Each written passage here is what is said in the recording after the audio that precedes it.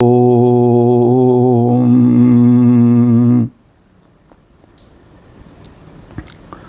ನಾರಾಯಣಾಯ ಪರಿಪೂರ್ಣಗುಣಾರ್ಣವಾಯ ವಿಶ್ವೋದಯ ಸ್ಥಿತಿಲಯೋನ್ನಿಯತಿಪ್ರದಾಯ ಜ್ಞಾನಪ್ರದಾಯ ವಿಬುಧಾಸುರಸೌಖ್ಯ ದುಃಖ ಸತ್ಕಾರಣಾಯ ವಿತತಾಯ ನಮೋ ನಮಸ್ತೆ. ಅಭ್ರಮಂ ಭಂಗರಹಿತಂ ಅಜಡಂ ವಿಮಲಂ ಸದಾ ಆನಂದತೀರ್ಥಮತುಲಂ ಭಜೆ ತಾಪತ್ರಯಾಪಹಂ. ಭವತಿ ಯದನುಭಾವಾದೇಡಮೋ ಕೋಪಿ ವಾಗ್ಮಿ ಜಡಮತಿರಪಿ ಜಂತುರ್ಜಾಯತೆ ಪ್ರಾಜ್ಞಮೌಲಿಃ. ಸಕಲವಚನಚೇತೋ ದೇವತಾ ಭಾರತೀ ಸಾ ಮಮ ವಚಸ್ಸಿ ನಿಧತ್ತಾಂ ಸನ್ನಿಧಿಂ ಮಾನತೆ ಚ.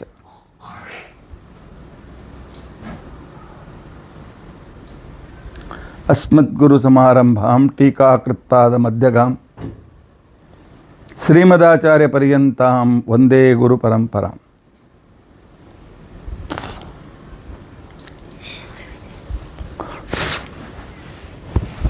ವಂದೇ ಗುರುಪರಂಪರಾಂ. ವಿದ್ಯಾಯಾಂ ವಿಬುಧಾಚಾರ್ಯಂ ವೇದಜ್ಞಾನಾಬ್ಧಿಚಂದಿರಂ ದುರ್ಮತಧ್ವಾಂತಮಾರ್ತಾಂಡಂ ಸತ್ಯಧ್ಯಾನಮುನಿಂ ಭಜ. ಪಂಚಾಶದ್ವರ್ಷಪರ್ಯಂತಂ ಸತತಂ ರಾಮಪೂಜಕಃ ಶ್ರೀ ಸತ್ಯಪ್ರಮೋದಗುರುರಾಟ್ ಭಾಸತಾಂ ನೋ ಹೃದಂಬರ. ಬಂಧುಸ್ತ್ವಂ ಗುರುರಿಷ್ಟದೈವತಮಿತಿ ತ್ವತ್ಪಾದಪಂಕೇರುಹಂ ಪ್ರಾಪ್ತಂ ಮಾಂ ಪರಿಪಾಲಯೇತಿ ಸತತಂ ಯಾಚೇ ನಿಬದ್ಧಾಂಜಲಿಃ. ಚಿತ್ತಂ ಮದ್ಗುಣದೋಷಚಿಂತನವಿಧೌ ನೂನಂ ಮನಂ ಮಾ ಕೃತಾಃ ಶ್ರೀ ಸತ್ಯಾತ್ಮಗುರೋ ತ್ವದಂಘ್ರಿಯುಗಲಂ ಹಿತ್ವಾ ನಮೇ ಸದ್ಗತಿಃ. ಯೈರಹಂ ಶುಕವತ್ ಸಮ್ಯಕ್ ಶಿಕ್ಷಿತೋಸ್ಮಿ ಕೃಪಾಲುಭಿಃ ತಾನ್ ವಂದೇ ಧೇನುಪಾಚಾರ್ಯಾನ್ ತತ್ವಜ್ಞಾನಾರ್ಥಸಿದ್ಧೇ. ಶ್ರೀ ಗುರುಭ್ಯೋ ನಮಃ. ಹರಿ ಓಂ ಹರಿ ಓಂ ಹರಿ ಓಂ. ಸ್ವಸ್ತಿಸ್ತು ಅಷೇಢ ಸನ್ಮಂಗಲಾನಿ ಸಂತು. ಶ್ಲೋಕೇಕಶ್ರವಣಪಠನಮಾತ್ರೇಣ ಭಕ್ತುಶ್ಚ ಶ್ರೋತॄಣಾಂ ನಿಖಿಲ ಕಲಿಕೃತ ಕಲ್ಮಷಾಪನೋದನ ಪುಟುತರೆ ಧರ್ಮಾದ್ಯಖಿಲ ಪುರುಷಾರ್ಥ ಸಾಧನೆ ಭೂತೆ ಅದ್ಯ.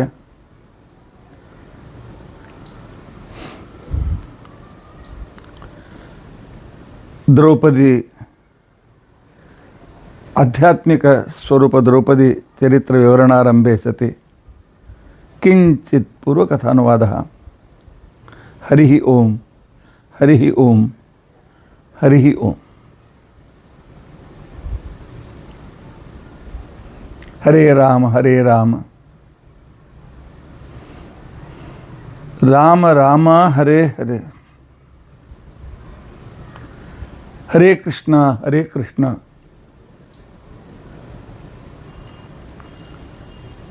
ಕೃಷ್ಣ ಕೃಷ್ಣ ಹರೇ ಹರೇ. ಹರೇ ರಾಮ ರಾಮ ರಾಮ ಹರೇ ಹರೇ. ಹರೇ ಕೃಷ್ಣ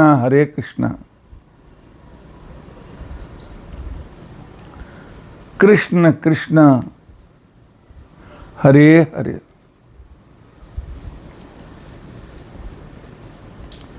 ಹರೇ ರಾಮ ರಾಮ ರಾಮ ಹರೇ ಹರೇ. ಹರೇ ಕೃಷ್ಣ ಕೃಷ್ಣ ಕೃಷ್ಣ ಹರೇ ಹರೇ. ಹರೇ ರಾಮ ರಾಮ ರಾಮ ಹರೇ ಹರೇ. ಹರೇ ಕೃಷ್ಣ ಕೃಷ್ಣ ಕೃಷ್ಣ ಹರೇ ಹರೇ. ಶ್ರೀ ಗುರುಭ್ಯೋ ನಮಃ. ಹರಿ ಓಂ ಹರಿ ಓಂ ಹರಿ ಓಂ.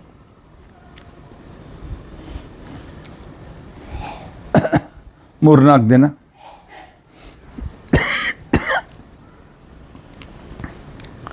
ಯುಗಾದಿ, ಅದರ ವಿಶಿಷ್ಟತೆ, ಪಂಚಾಂಗ ಶ್ರವಣ, ವರುಷ ಭವಿಷ್ಯ, ಈ ವಿಚಾರಗಳನ್ನು ಈ ಪ್ರವಚನ ಮಾಲಿಕೆಯಲ್ಲೇ ಕೇಳಿದ್ದೀರಿ. ಮತ್ತೆ ನಾವು ಪುನಃ ದ್ರೌಪದಿಯ ಆಧ್ಯಾತ್ಮಿಕ ಚಿಂತನೆಯ ಕಡೆಗೆ ಹೊರಡೋಣ. ದ್ರೌಪದಿ ವನವಾಸದಲ್ಲಿದ್ದಾಗ, ಅಂದರೆ ತತ್ವಜ್ಞಾನ ಯಾವುದೋ ಕಾರಣದಿಂದ ಜನಮಾನಸದಿಂದ ಸ್ವಲ್ಪ ದೂರ ಇರುವಾಗ,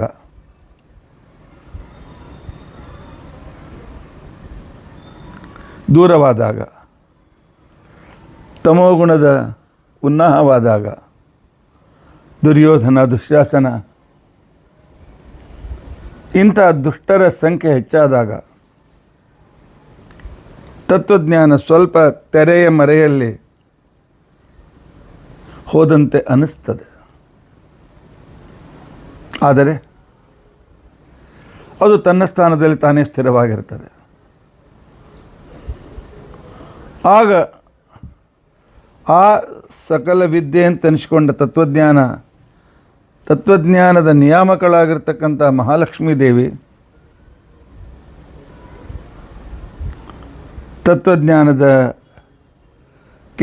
ಅಮೃತವನ್ನು ಕೊಡ್ತಾಳೆ. ಅವಳ ಕಡೆಯಿಂದ, ದ್ರೌಪದಿ ಕಡೆಯಿಂದ ಸಂಪೂರ್ಣ ಸ್ತ್ರೀಧರ್ಮವನ್ನು ಜಗತ್ತಿಗೆ ಉಪದೇಶ ಕೊಡಿಸಿ, ತತ್ವಜ್ಞಾನ ಎಂದಿಗೂ ಔಟ್ಡೇಟೆಡ್ ಆಗೋದಿಲ್ಲ. ಅದು ಸದಾಕಾಲದಲ್ಲಿಯೂ ಕೂಡ ಅಮೃತಮಯ ಅಂತನ್ನೋದನ್ನು, ವನವಾಸದಲ್ಲಿಯೂ ಕೂಡ ದ್ರೌಪದಿ ಯಾವುದೇ ರೀತಿಯಾಗಿರ್ತಕ್ಕಂಥ ವಿಕೃತಿಯಿಂದ ಯುಕ್ತವಾಗಿಲ್ಲ ಅನ್ನುವುದನ್ನು ಪಾಂಡವರು ತಮ್ಮ ವನವಾಸದಲ್ಲಿ ತೋರಿಸಿಕೊಟ್ಟಿದ್ದಾರೆ. ಕಾಡಿಗೆ ಹೋಗಿ ಸೋತು ದಣಿದು, ಬೆವರು ಸುರಿದು, ಅಯ್ಯೋ ಪೀಡೆ ಅಂತಿಕೊಂಡಂತೆ ಒದರಾಡಿ ಚೀರಾಡಿ ಯಾವುದೋ ಮೃಗಗಳ ಬಾಯಿಗೆ ಬಿದ್ದು ಅತ್ಯಂತ ಪೀಡೆಯಿಂದ ಪೀಡಿತರಾಗ್ತಕ್ಕಂಥ ಒಂದು ದೃಶ್ಯ ನಮಗೆ ಬರ್ತದೆ. ನಮ್ಮನ್ನು ಒಂದು ವೇಳೆ ನಾವು ಕಾಡಿನಲ್ಲಿ ನಮ್ಮನ್ನು ಯಾರಾದರೂ ಕಳಿಸಿದರೆ, ಪಾಂಡವರು ಅಲ್ಲಿಯೂ ರಾಜರಾಗೇ ಇದ್ದರು. ಧರ್ಮ ಎಲ್ಲಿಯೇ ಇರಲಿ, ಭಕ್ತಿ ಜ್ಞಾನ ವೈರಾಗ್ಯ ಎಲ್ಲೇ ಇರಲಿ, ಶ್ರವಣ ಮನನ ನಿಧಿಧ್ಯಾಸನಗಳು ಎಲ್ಲೇ ಇರಲಿ, ಸಚ್ಚರಿತ್ರ ಎಲ್ಲೇ ಇರಲಿ, ವಿನಯ ಎಲ್ಲೇ ಇರಲಿ, ಅದು ಯಾವಾಗಲೂ ತತ್ವಜ್ಞಾನಕ್ಕೆ ಆಶ್ರಯದಾತವಾಗಿ, ತತ್ವಜ್ಞಾನ ಯಾವಾಗಲೂ ತನ್ನ ಸ್ಥಾನದಲ್ಲಿ ಗಟ್ಟಿಯಾಗೇ ಇರ್ತದೆ. ಪರದೆ ಹಾಕಿದ ಅಷ್ಟೇ, ಪರದೆ ತೆಗೆದ ಮೇಲೆ ತಾನಿದ್ದಾಗೇ ಇರ್ತದೆ.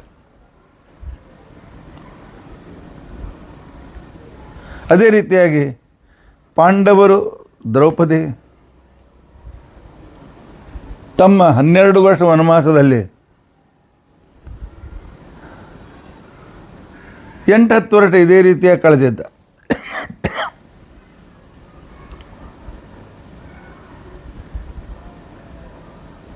ನಂತರ ತೀರ್ಥಯಾತ್ರೆಗೆ ಹೊರಡ್ತಾರೆ.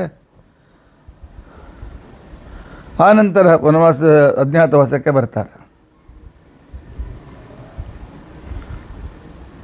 ಯಾವಾಗಲೂ ಅನೇಕ ವಿದ್ವಾಂಸರು ಬರೋದು, ಶಾಸ್ತ್ರಶ್ರವಣ ಮಾಡೋದು. ಮಾರ್ಕಂಡೇಯರಂಥ ಮಹಾನುಭಾವರು ಪಾಂಡವರಿಗೆ ಭೇಟಿ ಕೊಡ್ತಾ ಇದ್ದಾರೆ. ವಿಶೇಷವಾಗಿರ್ತಕ್ಕಂಥ ಅನೇಕ ತತ್ವಜ್ಞಾನಗಳನ್ನು ಹೇಳ್ತಾರೆ. ವನವಾಸ ಅಂತ ತಿಳ್ಕೊಂಡಂತಂದರೆ ಅನೇಕ ತತ್ವಜ್ಞಾನದ ಕಥೆಯ ಆಗರ ವನಪರ್ವ. ಹೌದು, ಎಲ್ಲಿ ತತ್ವಜ್ಞಾನ ಇದೆ, ಧರ್ಮ ಇದೆ, ಅಲ್ಲಿ ಯಾವಾಗಲೂ ಆ ಸಂದರ್ಭ ಬಹಳ ಚೆನ್ನಾಗೇ ಇರ್ತದೆ. ಪಾಂಡವರು ದುಃಖಿಗಳಾಗಿರಲಿಲ್ಲ. ದುಃಖಪಟ್ಟವರು ಈ ಪಾಂಡವರನ್ನು ಕಾಡಿಗೆ ದಬ್ಬಿದವರು. ಯಾವಾಗ ಭೀಮಸೇನ ಬರ್ತಾನೆ, ನನ್ನ ತೊಡೆ ಬಡಿತಾನೆ, ನನ್ನ ಎದೆಗುಂಡಿಗೆಯನ್ನು ಸೀಳ್ತಾನೆ ಅಂತೇಳಿ ದುರ್ಯೋಧನ, ದುಶ್ಯಾಸನ ನಿದ್ದೆ ಮಾಡಿರಲಿಲ್ಲ. ಪಾಂಡವರು ಆರಾಮಾಗಿ ಇದ್ದರು. ತತ್ವಜ್ಞಾನದ ಅಮೃತ ಎಲ್ಲಿದೆ ಅಲ್ಲಿ ಎಂದಾದರೂ ಕೂಡ ದುಃಖ ದುಮ್ಮಾನ ಇರ್ತದೆ. ಆ ಅಮೃತದ ಸಂದರ್ಭವನ್ನು ಕೆಡತಲಿಕ್ಕೆ ಕೆಲವರು ಪ್ರಯತ್ನ ಮಾಡ್ತಾರೆ, ಆದರೆ ಸಫಲರಾಗೋದಿಲ್ಲ. ಒಂದ್ಸಲ ಸ್ವಾರ್ಥಿಯಾದ, ಕೇವಲ ತನ್ನ ಶ್ರೇಷ್ಠತೆಗೋಸ್ಕರ ಏನು ಬೇಕಾದ ಕೆಟ್ಟ ಕೆಲಸ ಮಾಡಲಿಕ್ಕೆ ತಯಾರಿರುವ ಕರ್ಣ ಕೌರವರಿಗೆ ಸೂಚನೆ ಕೊಡ್ತಾನೆ. ಅಲ್ಲ, ಅವನು ಸೂರ್ಯನಲ್ಲೇನು ಗಾಯತ್ರಿ ಮಂತ್ರದ ಉಪಾಸಕ, ಅಷ್ಟೇ ಅಲ್ಲ ಗಾಯತ್ರಿ ಮಂತ್ರ ಅಭಿಮಾನಿ, ಅವನಿಂತ ಕೆಟ್ಟ ಕೆಲಸ ಮಾಡಬೇಕೆ? ಹೌದು, ಒಳ್ಳೆಯ ವ್ಯಕ್ತಿ ಯಾವಾಗ ದುಷ್ಟರ ಸಂಘದಲ್ಲಿರ್ತಾನೆ, ಅವನಲ್ಲಿ ಸಹಸ್ರವರ್ಮ ಅಂತ ತಿಳ್ಕೊಂಡಂತ ಒಬ್ಬ ಅಸುರ ಇಟ್ಕೊಂಡಿರ್ತಾನೆ. ನರಕಾಸುರ ಸತ್ ಮೇಲೆ ಅವನು ಕರ್ಣನಲ್ಲೇ ಬಂದಿರ್ತಾನೆ. ಹೀಗಾಗಿ ಸೂರ್ಯನ ಅವತಾರನಾಗಿದ್ದರೂ ಕೂಡ ಆ ಸೂರ್ಯನಲ್ಲಿರ್ತಕ್ಕಂಥ ಶ್ರೇಷ್ಠತೆ ಮರೆಮಾಚ್ತದೆ. ಈಗ ಸೈನ್ಯ ತೆಗೆದುಕೊಂಡು ಹೋಗಿ ನಾವು ಪಾಂಡವರನ್ನು ಮುಗಿಸಿ ಬರೋಣ, ಹೀಗೂ ಅವರು ನಿಶ್ಶಸ್ತ್ರರಾಗಿದ್ದಾರೆ ಅಂತನ್ನ ಒಂದು ಕೆಟ್ಟ ವಿಚಾರವನ್ನು ದುರ್ಯೋಧನ ಕಲೆಯಲ್ಲಿ ಹಾಕಿದರೆ ಅವರೆಲ್ಲ ಸಿದ್ಧತೆ ನಡೆಸಿದ್ದಾರೆ. ಇದು ಭೀಷ್ಮಾಚಾರ್ಯ ಗೊತ್ತಾಯಿತು. ಅವರು ವಿದುರನ ಮುಖಾಂತರ ಧರ್ಮರಾಜನಿಗೆ ದೃಷ್ಟನ ಗಳಿಸಿದ್ದಾರೆ, ನಿನ್ನ ಮಕ್ಕಳು ಸಾಯ್ಲಿಕ್ಕೆ ಹೊರಟಿದ್ದಾರೆ, ಉಳಿಸು ಅಂತ ತಿಳ್ಕೊಂಡು ಅಂತ ಹೇಳಿ. ಆಗ ಧೃತರಾಷ್ಟ್ರ ಕರೆದವರನ್ನು ಬಿಡಿಸ್ತಾನೆ. ಕೊನೆಗಿಲ್ಲ, ನಾವು ಕೇವಲ ವನವಿಹಾರ ಮಾಡಿಕೊಂಡು ಬರ್ತೇವೆ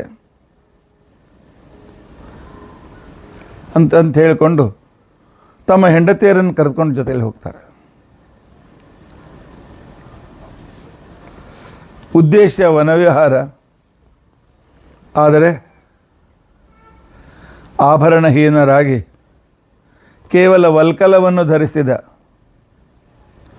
ಸಾಧಾರಣ ಬಟ್ಟೆಯನ್ನು ಉಟ್ಟುಕೊಂಡ ನಿರಾಭರಣಲಾಗಿರ್ತಕ್ಕಂತಹ ಪಾಂಡವ ಮತ್ತು ದ್ರೌಪದಿ ಎದುರಿಗೆ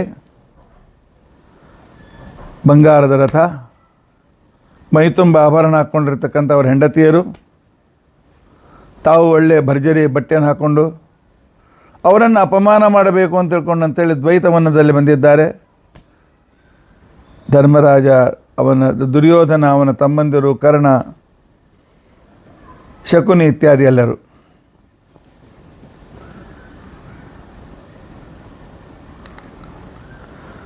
ಈ ಸುದ್ದಿ ಪಾಂಡವರಿಗೆ ಮಿತ್ರನಾಗಿರ್ತಕ್ಕಂತಹ ಚಿತ್ರರಥ ಗಂಧರ್ವನಿಗೆ ಗೊತ್ತಾಯಿತು. ಅವನು ಆ ದಾರಿಯಲ್ಲಿ ಇರ್ತಕ್ಕಂಥ ಸರೋವರದಲ್ಲಿ ತಾನು ತನ್ನ ಅಪ್ಸರಾಸ್ತ್ರೀಯರ ಜೊತೆಯಲ್ಲಿ ಜಲಕ್ರೀಡೆಗೆ ಬಂದಿದ್ದಾನೆ. ದುರ್ಯೋಧನಾದಿಗಳಿಗೆ ಸೊಕ್ಕು ಭಾಳ, ಪುಕ್ಕಟಿಯಾಗಿ 2 ರಾಜ್ಯ ಸಿಕ್ಕಿದೆ. ದುರ್ಯೋಧನ ದೂತರು ಬಂದು ಹೇಳ್ತಾರೆ, ದುರ್ಯೋಧನ ಬರ್ತಾನೆ, ಖಾಲಿ ಮಾಡಿರಿ ಅಂತ ಹೇಳ್ಕೊಂಡು ಅಂತೇಳಿ. ಚಿತ್ರರಥ ಹೇಳ್ತಾನೆ, ಯಾರವನು? ದುರ್ಯೋಧನ. ಯಾರವ?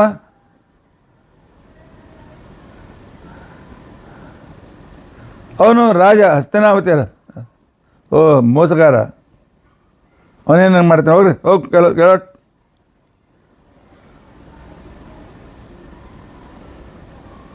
ಆಗ ದುರ್ಯೋಧನ ಕರ್ಣ ಯುದ್ಧಕ್ಕೆ ಬರ್ತಾರೆ. ಚಿತ್ರರಥನ ಮಾಯಾವಿದ್ಯೆ ಎದುರಿನಲ್ಲಿ, ಯುದ್ಧದ ಎದುರಿನಲ್ಲಿ ಅವರು ನಿಲ್ಲಲಿಕ್ಕೆ ಸಮರ್ಥರಾಗಲಿಲ್ಲ. ಶಕುನಿ ಓಡಿ ಹೋಗ್ತಾನೆ, ಕರ್ಣ ಓಡಿ ಹೋಗ್ತಾನೆ.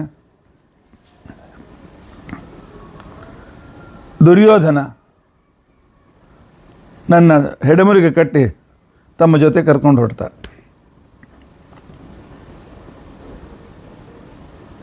ಅಜ್ಞಾನಕ್ಕೆ ಮೊದಲು ನಾಸ್ತಿಕತೆ, ಆನಂತರ ಸೆಲ್ಫ್ ಸೆಂಟರ್ಡ್ ಆತ್ಮಕೇಂದ್ರಿತ ಸ್ವಭಾವ, ವಿಪರೀತ ಜ್ಞಾನ, ಇವೆಲ್ಲ ಅವನ ಅಜ್ಞಾನಕ್ಕೆ ಒಂದು ಸ್ವಲ್ಪ ಯಾವಾಗಲೂ ಪ್ರವೋಕ್ ಮಾಡ್ತಾ ಇರ್ತವೆ. ಆವಾಗ ಅಜ್ಞಾನಕ್ಕೆ ನಾನೇ ಸರಿ ಅಂತ ಶ್ರೇಷ್ಠ ಅಂತ ಅನಿಸ್ಕೊಂಡಿರ್ತದೆ. ಎಲ್ಲರೂ ಅವನನ್ನು ಬಿಟ್ಟು ತಮ್ಮ ಪ್ರಾಣ ಉಳಿಸ್ಕೊಂಡು ಹೋಗ್ತಾರೆ. ಕರ್ಣನೂ ಕೂಡ.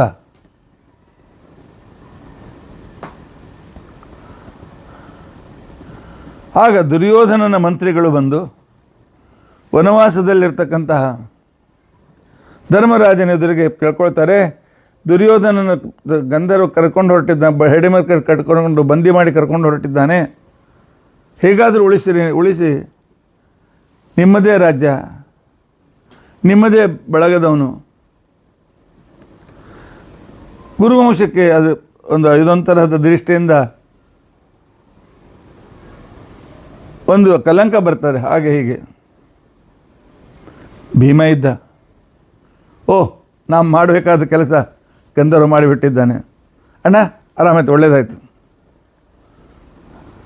ಆದರೆ ಅತಿ ಧಾರ್ಮಿಕನಾದ ವ್ಯಕ್ತಿ, ಕೇವಲ ಧರ್ಮವನ್ನೇ, ಶಾಂತಿ, ದಯ ಇತ್ಯಾದಿಗಳನ್ನೇ ನಂಬಿ ಇರತಕ್ಕಂಥ ವ್ಯಕ್ತಿ ಪ್ರಾಕ್ಟಿಕಲ್ ಆಗಿರೋದಿದೆ. ಕೆಲವು ಸಲ ಸಂದರ್ಭಕ್ಕೆ ಅನುಸಾರವಾಗಿರ್ತಕ್ಕಂಥ ರೀತಿಯಲ್ಲಿ ಧರ್ಮದ ಪರಿಭಾಷೆ ಬದಲಾಗ್ತದೆ. ಎಷ್ಟೋ ಸಂದರ್ಭದಲ್ಲಿ ಶಾಸ್ತ್ರ ಹೇಳ್ತದೆ, ಯಾರು ಬಲಿಷ್ಠನೋ ಅವನು ಮಾಡಿದ್ದೇ ಧರ್ಮ ಅಂತ ತಿಳ್ಕೊಂಡು ಅಂತೇಳಿ.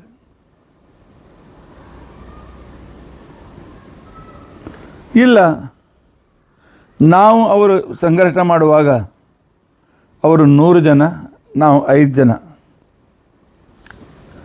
ಆದರೆ ನಮ್ಮ ಕುರುಕುಲದ ಮೇಲೆ ಯಾರಾದರೂ ಆಕ್ರಮಣ ಮಾಡಿದರೆ, ನಮ್ಮ ಕುರುರಾಜ್ಯದ ಮೇಲೆ ಯಾರಾದರೂ ಆಕ್ರಮಣ ಮಾಡಿದರೆ, ವಯಂ ಪಂಚಾಧಿಕ ಶತಂ, ಆಗ ನಾವು 105 ಜನ. ನಾನು ಹೇಳ್ತೀನಿ, ಹೋಗು ಭೀಮ, ಅರ್ಜುನ, ದುರ್ಯೋಧನ ಬಿಡಿಸ್ಕೊಂಡು ಬನ್ನಿ ಅಂತ ತಿಳ್ಕೊಂಡಂತೆ. ಯಾವಾಗ ಭೀಮಾರ್ಜುನರು ಚಿತ್ರಕೇತುವಿನ ಚಿತ್ರರಥನ ಮೇಲೆ ಯುದ್ಧಕ್ಕೆ ಬರ್ತಾರೆ, ಆಗ ಅವನು ಹೇಳ್ದ, ನಾನು ನಿಮಗೆ ಒಳ್ಳೇದು ಮಾಡಬೇಕು ಅಂತ ತಿಳ್ಕೊಂಡು ಅಂತೇಳಿ ಹೆಣ್ಮರು ಕರ್ಕೊಂಡು ಹೋಗ್ತಾ ಇದ್ದೆ, ನಿಮಗೆ ಬೇಡ ಅಂತಂದ್ರೆ ಬರ್ತೇನೆ ನಡಿ ಅಂತ ಬಂದು ಧರ್ಮರಾಜನ ಎದುರು ನಿಲ್ಲಿಸಿದ್ದಾರೆ. ಯಾವ ಧರ್ಮರಾಜನನ್ನು ದ್ಯೂತಲ್ಲಿ ಮೋಸ ಮಾಡಿ ಕಾಡಿಗೆ ಹಾಕಿದ್ನು ದುರ್ಯೋಧನ, ಇವತ್ತು ಬಂದಿಯಾಗಿ ತಲೆ ಕೆಳಗೆ ಮಾಡ್ಕೊಂಡು ನಿಂತ್ಕೊಂಡಿದ್ದಾನೆ. ಚಿತ್ರರಥ ಹೇಳ್ದ, ಮೂರ್ಖ, ಪಾಂಡವರಂದ್ರೆ ಏನಂತ ತಿಳ್ಕೊಂಡಿದ್ದೆ, ಇವತ್ತು ನಿನ್ನನ್ನು ಅವ್ರು ಬಿಡಿಸ್ಲಿಕ್ಕೆ ಬಂದಿರದೇ ಇದ್ದರೆ ಕಾರಾಗೃಹದಲ್ಲಿ ಕೊಳಿತಿದ್ದೆ. ಧರ್ಮರಾಜ ಹೇಳಿದ್ದಾನೆ ಅಂತ ತಿಳ್ಕೊಂಡು ಅಂತ ಹೇಳಿ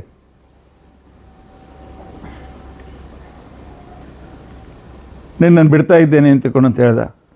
ಅಪಮಾನಿತನಾಗಿ ದುರ್ಯೋಧನ ತಿರುಗಿ ಹೋದ. ದ್ರೌಪದಿಯನ್ನು ಅಪಮಾನ ಮಾಡಬೇಕು ಅಂತ ತಿಳ್ಕೊಂಡು ಬಂದಿರತಕ್ಕಂಥ ಅವರ ಹೆಣ್ಣಂದಿರೆಲ್ಲ ಕೆಳಮುಖ ಮಾಡಿಕೊಂಡು ಹೊರಟೋದ್ರು ಅಪಮಾನಿತರಾಗಿ.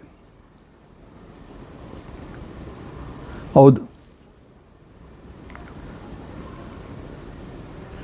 ಗಂಧರ್ವ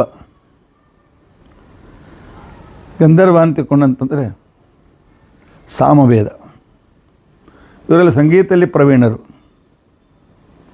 ಬರೀ ಸಾಮವೇದ ಅಂತ ಅಷ್ಟೇ ಅಲ್ಲ, ಭಗವಂತನನ್ನು ಸ್ತುತಿಸಲು ಅನೇಕ ವಿಧವಾದ ಸಾಮಗಳನ್ನು ಉಪನಿಷತ್ತುಗಳಲ್ಲಿ ಹೇಳಿದ್ದಾರೆ.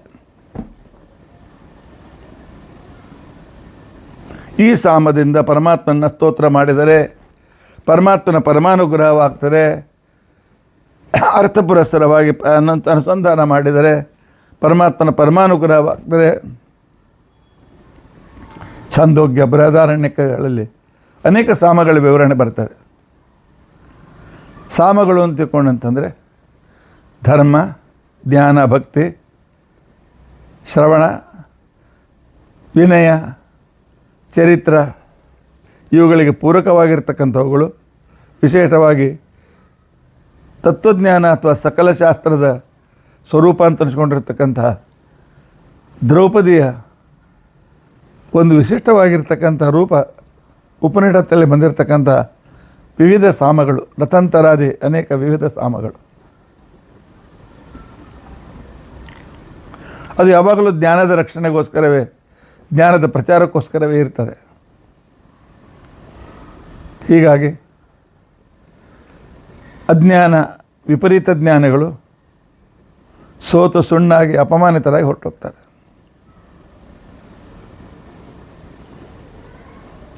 ಹೀಗೆ ಪಾಂಡವರು ಇರುವಾಗ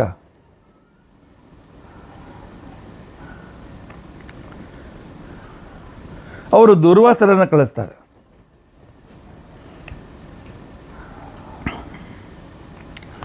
ದುರ್ವಾಸರು ಬರ್ತಾರೆ ದ್ರೌಪದಿ ಊಟ ಆದಮೇಲೆ.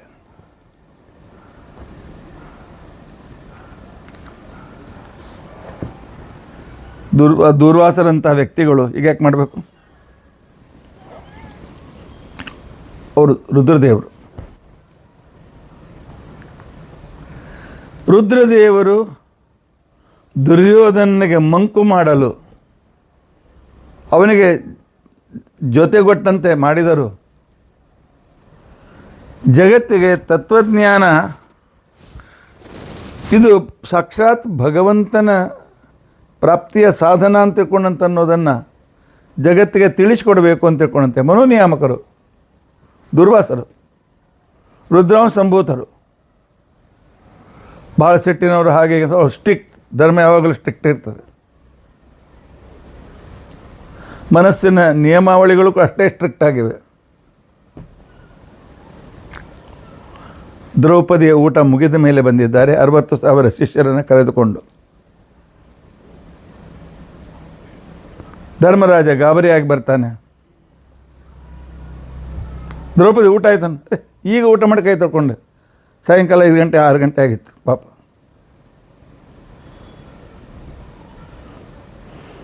ಏನು ಮಾಡಬೇಕು? 60,000 ಹೋಗಿ ಸ್ನಾನ ಮಾಡಿ ಬರ್ರಿ ಅಂತ ಕಳಿಸಿದ್ದಾನೆ. ಏನು ಮಾಡಬೇಕು? ದ್ರೌಪದಿ ಚಿಂತಾಕ್ರಾಂತನಾಗಿದ್ದಾನೆ. ಆದರೆ ತತ್ವಜ್ಞಾನ ಎಂದಿಗೂ ಚಿಂತಾಕ್ರಾಂತವಾಗುವುದಿಲ್ಲ. ಯಾಕೆ? ತತ್ವಜ್ಞಾನದಿಂದಲೇ ಪರಮಾತ್ಮ ಯಾವಾಗಲೂ ತತ್ವಜ್ಞಾನದ ಮೇಲೆ ಅವನ ಆಶೀರ್ವಾದ ಇದೆ. ಜ್ಞಾನಿ ಪ್ರಿಯತಮೋ ಅಥೋಮೆ. ಅತ್ಯಂತ ಜ್ಞಾನಿಯಾಗಿರ್ತಕ್ಕಂಥ ವ್ಯಕ್ತಿ ನನಗೆ ಅತ್ಯಂತ ಪ್ರಿಯತಮ ಅಂತ ತಿಳ್ಕೊಂಡು ಅಂತೇಳಿ ಸ್ವತಃ ಪರಮಾತ್ಮ ತನ್ನ ಮುಖದಿಂದ ಹೇಳಿದ್ದಾನೆ.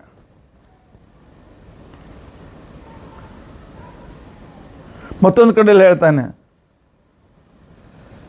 ನಹಿ ಜ್ಞಾನಾತ್ ಪವಿತ್ರಮಿಹ ವಿದ್ಯತೆ ಅಂತ ತಿಳ್ಕೊಂಡು ಅಂತೇಳಿ. ಜ್ಞಾನಕ್ಕಿಂತ ಪವಿತ್ರವಾಗಿರ್ತಕ್ಕಂಥ ಪರಮಾತ್ಮ ಪ್ರಾಪ್ತಿಗೆ ಸಾಧಾರಣವಾಗಿರ್ತಕ್ಕಂಥ ಸಾಧನ ಬೇರೆ ಯಾವುದೂ ಇಲ್ಲ ಅಂತ ತಿಳ್ಕೊಂಡು ಅಂತ ಹೇಳ್ತಾನೆ. ನಹಿ ಜ್ಞಾನೇನ ಸದಸ್ಯಂ ಪವಿತ್ರಂ ಇಹ ವಿದ್ಯತೆ. ಜ್ಞಾನ ಭಕ್ತಿ ಇವಾಗ ಜೊತೆಯಲ್ಲಿರ್ತಕ್ಕಂಥವುಗಳು. ದ್ರೌಪದಿ ಅಂತ ಹೇಳಿ ಗಾಬರಿ ಆಗಬೇಡಿ ಅಂತ ಹೇಳಿ, ಕೃಷ್ಣ ವಾಸುದೇವಾಯ ಹರೇ ಪರಮಾತ್ಮನೇ ಪ್ರಣತಃ ಕ್ಲೇಶನಾಶಾಯ ಗೋವಿಂದಾಯ ನಮೋ ನಮಃ ಅಂತ ಸ್ತೋತ್ರ ಮಾಡ್ತಾಳೆ. ಕೃಷ್ಣ ಬಂದೇ ಬಿಟ್ಟ. ಅವನು ಕಪಟ ನಾಟಕ ಸೂತ್ರಧಾರಿ. ಏನು ಹೇಳ್ತಾನೆ, ದ್ರೌಪದಿ ಯಾಕೆ ಕರೆದಿ? ಹೋಗಲಿ, ಯಾಕೆ ಕರೆದಿ ಆಮೇಲೆ ಹೇಳು, ನನಗೆ ಹಸಿವೆಯಾಗಿದೆ ಅಂತ ಇಲ್ಲಿ ಕೊಡು ಅಂತ ತಿಳ್ಕೊಂಡು ಅಂತೇಳಿ. ದ್ರೌಪದಿ ಅಂತೇಳಿ ಅದಕ್ಕೆ ನೀನು ಕರೆದಿದ್ದೋ ಮಾರಾಯ ಅಂತ ತಿಳ್ಕೊಂಡು ಅಂತೇಳಿ. ನನ್ನ ಊಟ ಆಗಿದೆ, ಅಕ್ಷಯ ಪಾತ್ರೆ ನೀನು ಕೊಡೋದಿಲ್ಲ. ದುರ್ವಾಸರು ಅವರ ಶಿಷ್ಯರು ಬಂದಿದ್ದಾರೆ, 60,000 ಜನ ಶಿಷ್ಯರನ್ನು ಕರೆದುಕೊಂಡು.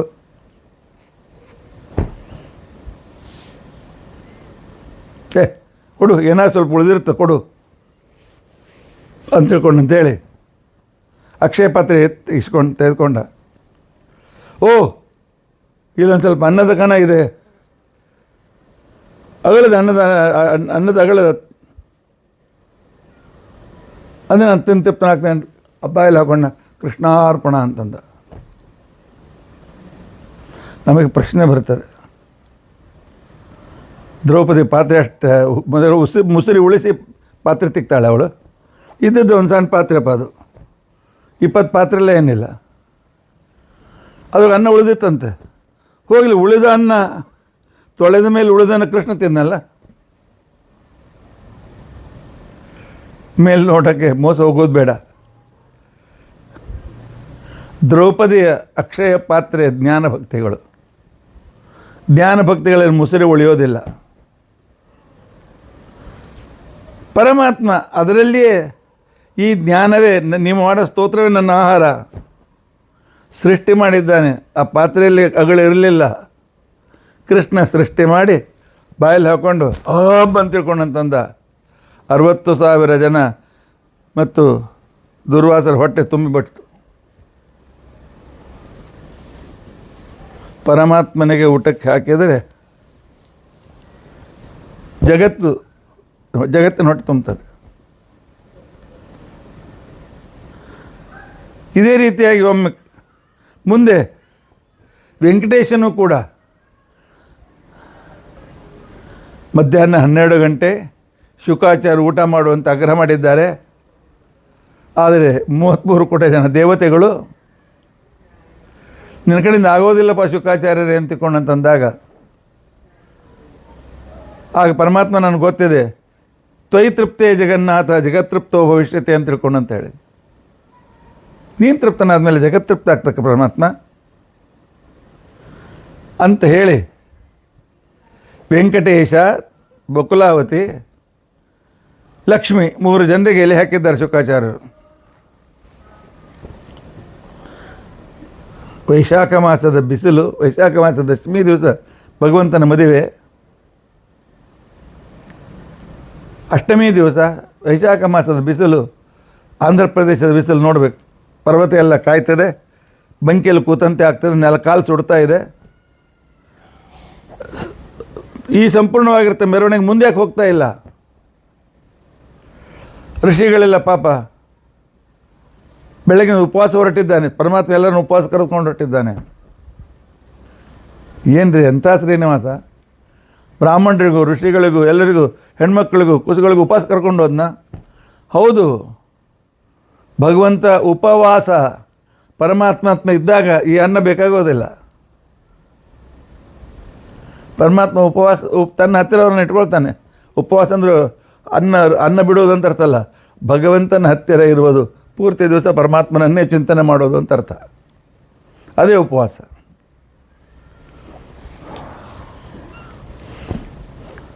ಋಷಿಗಳಿಗೆ ಕೆಲವ್ರಿಗೆ ಸಿಟ್ಟು ಬಂತು. ಈ ದೇವರಿಗಂತೂ ಸಿಟ್ಟು ಶಾಪ ಕೊಡ್ಲಿಕ್ಕೆ ಬರೋದಿಲ್ಲ. ಗಂಡ ಹೆಂಡತಿ ಜಗಳ ಆದಾಗ ಪೆಟ್ಟು ತಿನ್ನುವುದು ಸಣ್ಣ ಕೂಸು ಅಲ್ಲ. ಆ ರೀತಿಯಾಗಿ ವೆಂಕಟೇಶನಿಗೆ ಶಾಪ ಕೊಡಲಿಕ್ಕೆ ಆಗೋದಿಲ್ಲ, ಶುಕಾಚಾರ್ಯಕ್ಕೆ ಶಾಪ ಕೊಡಬೇಕು ಅಂತ ಹೊರಡ್ತಾರೆ. ಪರಮಾತ್ಮ ತನ್ನ ಭಕ್ತರಿಗೆ ಶಾಪ ಕೊಡಿಸ್ತಾನೆ. ಹೊರಗೆ ಬಂದ ಹಬ್ ಅಂತಂದ ಎಲ್ಲರದ್ದು ಹೊಟ್ಟೆ ತುಂಬಬೇಕು ಹೊರತು. ಇಲ್ಲೂ ಕೂಡ ದುರ್ವಾಸರು ಬಂದರು, ಪರಮಾತ್ಮನ ಸ್ತೋತ್ರ ಮಾಡಿದರು, ಪಾಂಡವರನ್ನು ಹೊಗಳಿದರು. ನಿಮಗೆ ನಿಶ್ಚಿತ ವಿಜಯ ಸಿಗ್ತದೆ. ಆ ಮೂರ್ಖ ನನ್ನನ್ನು ಕಳಿಸಿಕೊಟ್ಟ, ಆದರೆ ನಾನು ಪರಮ ವಿಷ್ಣು ಭಕ್ತ ಅಂತ ಅನ್ನೋದು ಅವನಿಗೆ ಗೊತ್ತಿಲ್ಲ. ಜಗತ್ತಿನಲ್ಲಿ ಪಾಂಡವರ ದ್ರೌಪದಿಯ ಭಕ್ತಿಯನ್ನು ವ್ಯಕ್ತಪಡಿಸೋದಕ್ಕೋಸ್ಕರ ನಾನು ಬಂದಿದ್ದೆ ಹೊರತು ನಿಮ್ಮನ್ನು ಅಪಮಾನಿತರಾಗಬೇಕು ಅಂತ ನಾನು ಬಂದಿರಲಿಲ್ಲ, ನನಗೆ ಗೊತ್ತಿತ್ತು ಅಂಥೇಳಿ ಪಾಂಡವರನ್ನು ಹೊಗಳಿ ಹೊರಟೋಗ್ತಾರೆ. ಮತ್ತು ದ್ರೌಪದಿಯ ವಿಜಯ.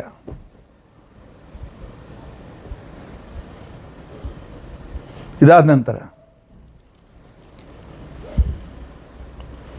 ಒಮ್ಮೆ ಯಾತ್ರೆಗೆ ಹೋಗಬೇಕು ಅಂತ ತಿಳ್ಕೊಂಡು ಅಂತೇಳಿ ಪಾಂಡವರು ಎಲ್ಲ 60,000 ಸ್ನಾತಕರನ್ನು, 10,000 ಸನ್ಯಾಸಿಗಳನ್ನು ಮತ್ತು 10,000 ಗೃಹಸ್ಥರನ್ನೆಲ್ಲರನ್ನು ಅವರ ಆಶ್ರಮಕ್ಕೆ ವಾಪಸ್ ಕಳಿಸಿದ್ದಾರೆ. ನಾವು ತೀರ್ಥಯಾತ್ರೆಗೆ ಹೋಗ್ತೇವೆ, ಹೋಗಿ ವಾಪಸ್ ಅಂತ ತಿಳ್ಕೊಂಡು. ಪುರೋಹಿತರ ಧೌಮ್ಯರು ಮಾತ್ರ ಇವ್ರ ಜೊತೆಯಲ್ಲಿದ್ದಾರೆ. ಒಂದು ಸಲ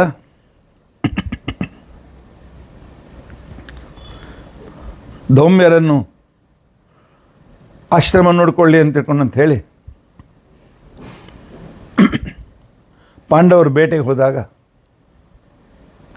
ಜಟಾಸುರ ಅಂತ ತಿಳ್ಕೊಂಡಂತ ಒಬ್ಬ ಅಸುರ ಅಲ್ಲಿಗೆ ಬರ್ತಾನೆ. ದ್ರೌಪದಿ ಒಬ್ಬಳೇ ಇದ್ದದ್ದನ್ನು ನೋಡಿಕೊಂಡು ಅವಳನ್ನು ಅಪಹರಿಸ್ತಾನೆ. ದ್ರೌಪದಿಗೆ ಅವನ ವಿರೋಧ ಮಾಡಲಿಕ್ಕೆ ಗೊತ್ತಿದೆ, ಆದರೆ ತನ್ನ ಗಂಡಂದಿರ ಮಹಿಮೆ ಗೊತ್ತಾಗಬೇಕು ಅಂಥೇಳಿ ಅವಳು ಭೀಮಾ ಭೀಮಾ ಭೀಮಾ ಅಂತ ಕರಿತಾ ಇದ್ದಾಳೆ. ಧರ್ಮರಾಜನ ಯಾಕೆ ಕರೀಲಿಲ್ಲ? ಅರ್ಜುನನ್ನ ಯಾಕೆ ಕರೀಲಿಲ್ಲ? ಹೌದು, ಸರ್ವವಿದ್ಯಾ ದ್ರೌಪದೀತು ಸಕಲ ಶಾಸ್ತ್ರಗಳ ಮೇಲೆ, ವಿದ್ಯೆಯ ಮೇಲೆ ಪರಕೀಯರ ಆಕ್ರಮಣವಾದಾಗ ಶಾಸ್ತ್ರ ಹೇಳ್ತದೆ, ಬೇಕಾದಷ್ಟು ಪ್ರಮಾಣ ನನ್ನ ಪರಮಾತ್ಮ ವಿಷ್ಣು ಸರ್ವೋತ್ತಮ ಅಂತ ಅನ್ನೋದಕ್ಕೋಸ್ಕರ ಇದೆ ಅಂತೇಳಿ ಇನ್ನು ಆ ಬಿಭರ್ತಿ ಮಾಹ ಇತಿ ಭೀಮಃ, ಪ್ರಮಾಣಗಳ ಸ್ವರೂಪನೇ ಆಗಿರ್ತಕ್ಕಂಥ ಭೀಮನನ್ನು ಶಾಸ್ತ್ರ ಕರಿತಾ ಇದ್ದ. ಅಷ್ಟರಲ್ಲಿ ಪಾಂಡವರು ಆಶ್ರಮಕ್ಕೆ ವಾಪಸ್ ಬರ್ತಾರೆ. ವಾಪಸ್ ಬಂದಾಗ ಆ ಕಾಲದಲ್ಲಿ ಗೊತ್ತಾಗ್ತದೆ ಅಲ್ಲಿಯ ದಾಸೆಯಿಂದ, ಯಾಕೆಂದರೆ ಆ ಜಟಾಸುರನ ಹಿಂದೆ ಬೆನ್ನಟ್ಟಿರ್ತಾರೆ ಧೌಮ್ಯ ಋಷಿಗಳು. ಭೀಮ ಹೋಗಿ ಅವನನ್ನು ಹಿಡಿದು ಸಂಹಾರ ಮಾಡಿ ದ್ರೌಪದಿಯನ್ನು ಮತ್ತೆ ವಾಪಸ್ ಆಶ್ರಮಕ್ಕೆ ಕರೆದುಕೊಂಡು ಬರ್ತಾನೆ. ಹೌದು, ಜಟಾಸುರರೇ ಯಾವಾಗಲೂ ತತ್ವಜ್ಞಾನದ ಅರ್ಥ ಜಗತ್ತಿಗೆ ತಿಳಿಯದಂತೆ ಮಾಡ್ತಕ್ಕಂಥ ವ್ಯಕ್ತಿಗಳು. ಜಟ ಅಂತಿಕೊಂಡಂತಂದರೆ ಋಷಿಗಳ ವೇಷ, ಜಟೆ ಬಿಡುವುದು, ಗಡ್ಡ ಬಿಡುವುದು ಇತ್ಯಾದಿ, ವೇಷಧರರು ಅಂತ ಅರ್ಥ. ಜಟಾಸುರ ಅಂತಿಕೊಂಡಂತಂದರೆ ವೇಷಧಾರಿ. ಅದೇ ರೀತಿಯಾಗಿ ಕೆಲವು ಅಸುರರು ವೇಷಧಾರಿಗಳಾಗಿ ಕಲಿಯುಗದಲ್ಲಿ ಹುಟ್ಟಿ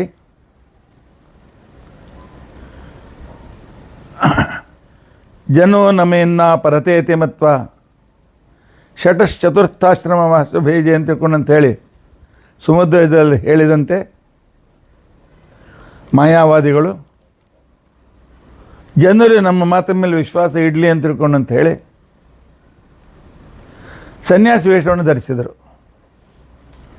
ಕೆಲವರು ಜಟಾಗಿಟ ಬಿಟ್ಟು ಋಷಿಮುನಿಗಳಿಗಂತೆ ಧರಿಸಿದರು. ಆದರೆ ಇವರು ಅಸುರರೇ ಇದ್ದರು, ಮೂಲತಃ ಅಸುರರು,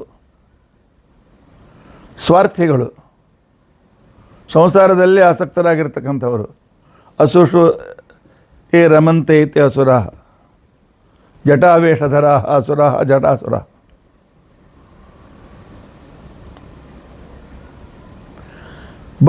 ಜಗತ್ತಿಗೆ ಹೇಳಿದ್ದೇನು? ಬೌದ್ಧ ಮತ ವೇದಗಳನ್ನು ನಿಂದಿಸ್ತದೆ, ನಾವು ವೇದ ಸಂರಕ್ಷಕರಾಗಿ ಬಂದಿದ್ದೇವೆ ಅಂತ ತಿಳ್ಕೊಂಡಂತೇಳಿ.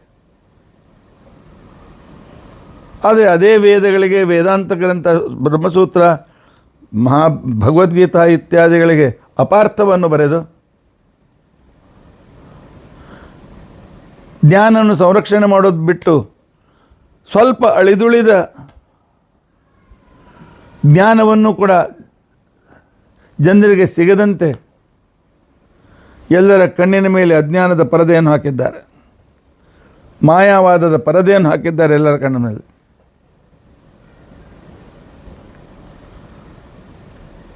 ಮಾಯಾವಾದ ಅಂತ ತಿಳ್ಕೊಂಡಂತನ್ನುವ ಮೋಡದ ಹಿಂದೆ ಸೂರ್ಯ ಅಡಗಿಕೊಂಡು ಬಿಟ್ಟ.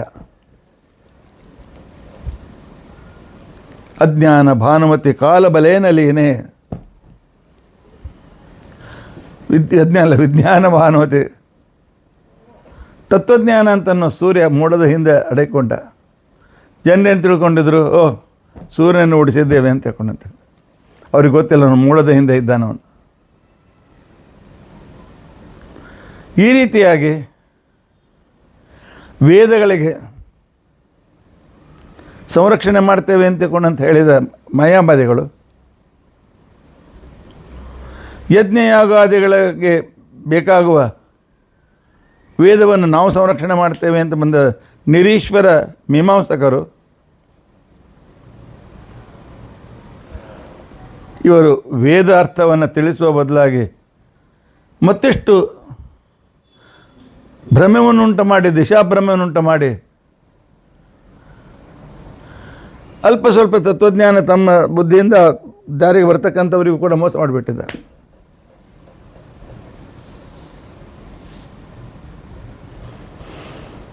ಆಗ ಸಂರಕ್ಷಕ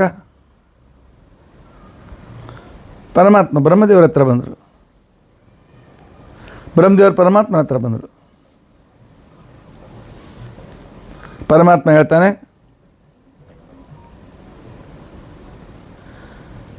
ನಾನಂತೂ ತ್ರಿಯುಗ ಹೂತಿ, ಅವತಾರ ತೆಗೆದುಕೊಳ್ಳುವಂತಿಲ್ಲ. ಇನ್ನು ನನ್ನಂತರ ಬ್ರಹ್ಮನಿಗೆ ಹೇಳಬೇಕು, ಅವನಿಗೆ ಅವತಾರವಿಲ್ಲ. ಆಗ ಬ್ರಹ್ಮನ ಸರಿಸಮಾನನಾಗಿರ್ತಕ್ಕಂಥ ಒಬ್ಬ ವ್ಯಕ್ತಿ ವಾಯುದೇವರು. ವಾಯುದೇವರ ನೆನಪಾದ ಕೂಡಲೇ ಭಗವಂತನ ಮುಖದ ಮೇಲೆ ನಗು ಬಂತಂತೆ. ನಾರಾಯಣ ಪಂಡಿತಾಚಾರ್ಯ ಹೇಳ್ತಾರೆ, ಮೇರಾನನು ಭುವನ ಜೀವನಂ ಆಭಪಾಷ್ಟೆ ಅಂತ ತಿಳ್ಕೊಂಡಂತೆ. ಅದೇ ರೀತಿಯಾಗಿ ಭೀಮನಿಗೇನೆ ಭುವನ ಜೀವನ ವಾಯು ಅವತಾರ ಭೀಮನಿಗೆ ಪರಮಾತ್ಮ ಪ್ರೇರಣೆ ಮಾಡ್ತಾನೆ, ಹೋಗಿ ಜಟಾಸುರನ ಸಂಹಾರ ಮಾಡು ಅಂತ ತಿಳ್ಕೊಂಡಂತೆ. ಶ್ರೀಮದಾಚಾರ್ಯರು ಬಂದು ಹೇಗೆ ವೇದ ಸಂರಕ್ಷಕರು ಅಂತ ಅನಿಸ್ಕೊಂಡಿರ್ತಕ್ಕಂಥ, ಆಸ್ತಿಕ ದರ್ಶನ ಅಂತ ಅನಿಸ್ಕೊಂಡಿರ್ತಕ್ಕಂತಹ ಸಾಂಖ್ಯ, ಯೋಗ, ನ್ಯಾಯ, ವೈಶೇಷಿಕ ಹಾಗೂ ಪೂರ್ವಮೀಮಾಂಸ ಇವುಗಳಲ್ಲಿರ್ತಕ್ಕಂಥ ನ್ಯೂನತೆಯನ್ನು ದೂರ ಮಾಡಿ ಆ ಜಟಾಸುರರು ತತ್ವಜ್ಞಾನದ ಮೇಲೆ ಒಂದು ಪರದೆ ಹಾಕಲಿಕ್ಕೆ, ಮುಸುಕು ಹಾಕಲಿಕ್ಕೆ ಪ್ರಯತ್ನ ಮಾಡಿದ್ದನ್ನು ಶ್ರೀಮದಾಚಾರ್ಯರು ಹೇಗೆ ಮುಂದೆ ದೂರ ಮಾಡ್ತಾರೆಯೋ ಅದರಂತೆ ಈ ಒಂದು ಘಟನೆ ಮುಂದೆ ಹೇಗೆ ನಡೀತದೆ ಅಂತನ್ನೋದನ್ನು ತೋರಿಸುವುದಕ್ಕೋಸ್ಕರ ಭೀಮ ಜಟಾಸುರನನ್ನು ಸಂಹಾರ ಮಾಡಿದ್ದಾನೆ.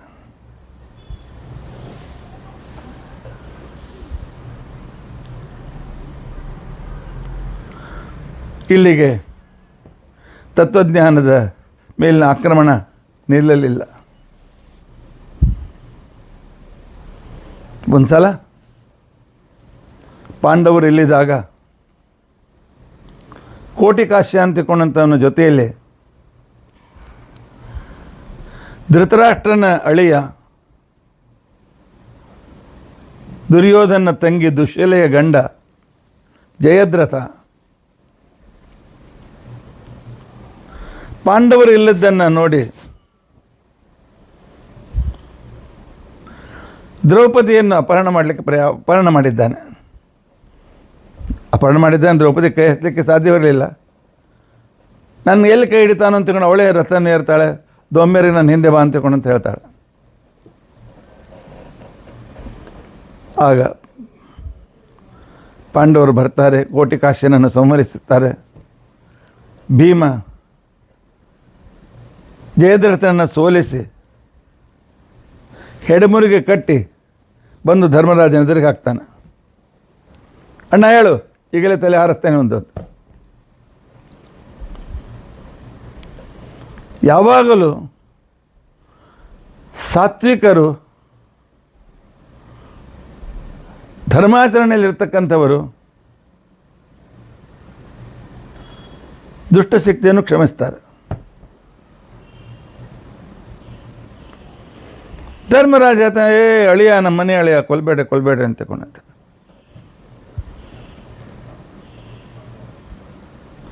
ಭಾರತದ ಸ್ವಾತಂತ್ರ್ಯ ಸಿಕ್ಕ ಮೇಲೆ ನಮ್ಮನ್ನು ಕೂಡ ಈ 70 ವರ್ಷ ಮೂರ್ಖರನ್ನಾಗಿ ಮಾಡಿದ ಒಂದು ಸೆಕ್ಯುಲರಿಸಮ್, ನೀವು ನಿಮ್ಮ ಧರ್ಮವನ್ನು ದಿನಾಲು ಬೈಯುವ 2 ಧರ್ಮಗಳು, ಅಣ್ಣ ತಮ್ಮ ಇದ್ದಂತೆ. ಗಂಗಾ ಜಮುನಾ ಸರಸ್ವತಿ ಸಂಗಮದಂತೆ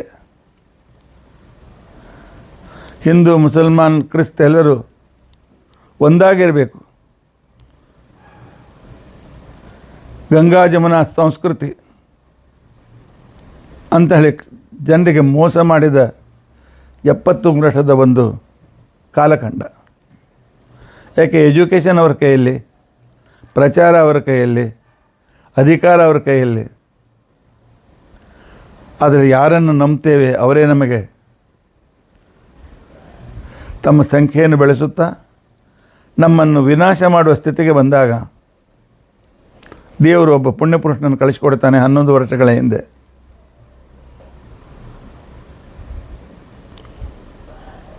ಈಗ ಗೊತ್ತಾಗ್ತದೆ ಅವರು ಎಂದಿಗೂ ಸುಧಾರಿಸುವುದಿಲ್ಲ. ಯಾಕೆ ಅವರು ಭಾಳ ಸ್ಪಷ್ಟವಾಗಿ ಹೇಳಿದ್ದಾರೆ.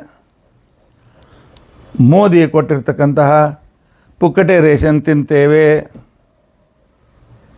ಮೋದಿ ಕೊಟ್ಟಿರ್ತಕ್ಕಂತಹ ಮನೆಗಳನ್ನು, ಪುಕ್ಕಟೆ ಮನೆಗಳನ್ನು ನಾವು ತೆಗೆದುಕೊಳ್ತೇವೆ. ಮೋದಿ ಕೊಟ್ಟಿರ್ತಕ್ಕಂಥ ಎಲ್ಲ ಅನುಕೂಲತೆಯನ್ನು ನಮ್ಮಲ್ಲೇ 70% ಆದ ಉಳಿದ 30% ಹಿಂದೂಗಳು ಮಾತ್ರ ಅದನ್ನು ಲಾಭ ತೆಗೆದುಕೊಳ್ತಾರೆ. 70% ಲಾಭ ತೆಗೆದುಕೊಳ್ಳೋರು ಅವರು. ಆದರೆ ಮೋದಿ ಹುಟ್ಟಾಕೋದಿಲ್ಲ. ಮೋದಿ ಸಾಯಿಲೆ ಅಂತ ತಿಳ್ಕೊಂಡಂತೇಳಿ ದಿನಾಲು ಬೇಯಿಸ್ತಾರೆ. ಇಂಥವರು ಗಂಗಾ ಯಮುನ ಸರಸ್ವತಿ ಸಂಗಮವಂತೆ. ಈಗೀಗ ಹಿಂದೂಗಳು ಕಣ್ ತೆರೀತಾ ಇದ್ದಾರೆ. ನಮ್ಮ ವಿಂಗಡಣೆ ಅಂತ ತಿಳ್ಕೊಂಡಂತೇನಿದೆ, ನಮ್ಮಲ್ಲಿರ್ತಕ್ಕಂಥ ಭೇದ ಭಾವವೇ ನಮ್ಮ ವಿನಾಶಕ್ಕೆ ಕಾರಣ ಅನ್ನೋದನ್ನು ಇವತ್ತು ನಾವು ಅರ್ಥ ಮಾಡಿಕೊಳ್ಬೇಕಾಗಿದೆ. ವೈಚಾರಿಕ ಮತಭೇದ ಇರಲಿ, ಆದರೆ ನಾವು ಮತ್ತು ಎಲ್ಲರೂ ಒಂದು ಸಂದರ್ಭ ಬಂದಾಗ, ಅದಕ್ಕೋಸ್ಕರ ಆದಿತ್ಯನಾಥ್ ನಮಗೆ ಹೇಳಿದ್ದೇನು, ಕಟೋಗೆ ತೋ ಬಟೋಗೆ ಇಲ್ಲ, ಬಟೋಗೆ ತೋ ಕಟೋಗೆ. ನಾನು ಉಲ್ಟಾ ಹೇಳಿದೆ. ನೀವು ಬೇರೆ ಬೇರೆ ಆದರೆ ನಿಮ್ಮನ್ನು ಮುಗಿಸ್ಬಿಡ್ತಾರೆ ಅವರು. ಯಾಕೆಂತ ತಿಳ್ಕೊಂಡಂತಂದರೆ ಅವರದ ಒಂದು ಸಂಸ್ಥೆ ಒಂದು ವಾಕ್ಯ ಇದೆ. ಅದು ವಾಕ್ಯ ಏನು ಅಂತ ತಿಳ್ಕೊಂಡಂತಂದರೆ, 47ನೇ ಇಸ್ವಿಗೆವರೆಗೂ ಸಂಪೂರ್ಣ ಹಿಂದೂಸ್ತಾನವನ್ನು ಇಸ್ಲಾಮೀಕರಣ ಮಾಡಬೇಕು, ಗಜವಾಯ ಹಿಂದ್ ಅಂತ ತಿಳ್ಕೊಂಡಂತೇಳಿ. ಆಚಾರ್ಯ ಪೊಲಿಟಿಕ್ಸಲ್ಲಿ ಯಾಕೆ ಹೇಳ್ತಾ ಇದ್ದೀರಿ ಅಂತಂದರೆ, ಪರಿಸ್ಥಿತಿ ಹೀಗಿರ್ತದೆ. ಯಾವಾಗಲೂ ಜ್ಞಾನ, ಸಂಸ್ಕೃತಿ ಇದರ ಮೇಲೆ ಆಕ್ರಮಣ ಯಾವಾಗಲೂ ಅನಾದಿ ಕಾಲದಿಂದ ಆಗ್ತಾ ಬಂದಿದೆ. ಅನಾದಿ ಕಾಲದಿಂದ ಆತ್ಮರಕ್ಷಣೆ ನಮ್ಮಲ್ಲಿ ನಡೆದಿದೆ. ಅನಾದಿ ಕಾಲದಿಂದ ಪರಮಾತ್ಮನ ಅನುಗ್ರಹ ನಮ್ಮ ಮೇಲೆ ಬರ್ತಾ ಇದೆ. ಇದು ಎಂದಿಗೆ ನಿಲ್ಲೋದಿಲ್ಲ, ನಾಳೆಗೆ ಮುಗಿಯೋದಿಲ್ಲ. ಮತ್ತೆ ಪುನಃ ತಮೋಗುಣ ಉನ್ನಹವಾದಾಗ ಅವರು ತಲೆ ಎತ್ತಾರೆ.